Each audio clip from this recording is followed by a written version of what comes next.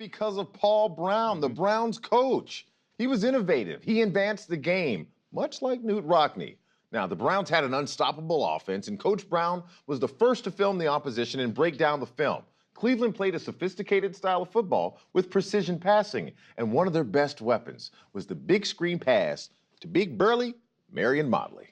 I was the one that called most of the screens because of the type of ends that we had. If we had a floating end, we never, we wouldn't use it. But if we had one of those charging ends, this was when I would call the screen. I would come back and say, well, we'll have to cool off this end by using the screen.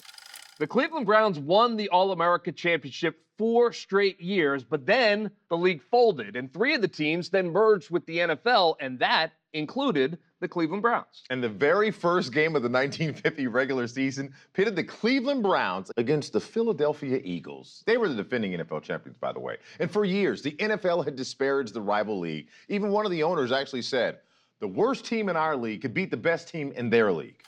Paul Brown actually had to do nothing to get us psyched up for the ball game because he had given a little bit of jibes for 4 years. Cleveland defeated Philadelphia 35-10, and to further prove how great they were, the Browns went on to win the NFL championship that same year, Murph. Yeah, and even more significant, the NFL began to adopt many of Paul Brown's tactics, becoming more sophisticated with breaking down game film and creating a more effective offensive game plan for their teams. Yeah, you take a look at football today, right? Can you think of any coaches who have advanced the sport like Paul Brown? Okay, well, I think in recent times, you got to think of like Bill Walsh of the 49ers. He created the West Coast offense. And then I guess, more recently, you could throw Andy Reid in there, who kind of made that an even better attack. So certainly those two you could put on that list. I'm going with Captain Hoodie, Bill Belichick. His attention to detail, specifically on defense. His in-game adjustments would drive offenses absolutely crazy. All right.